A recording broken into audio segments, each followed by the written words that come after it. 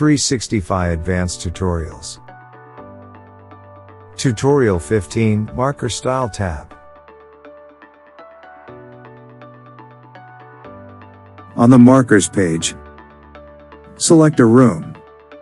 Click an existing marker, then click Edit. On the Style tab, we can set the different built-in icons for the marker,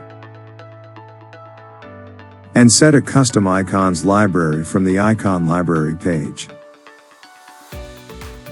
There are different styles to display the marker: icon plus room's name plus icon, only room's name, custom icons library, preview room.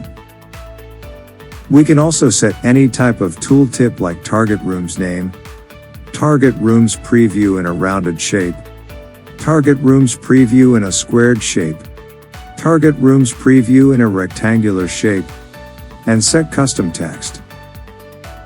Once done setting all the changes, click the Save button.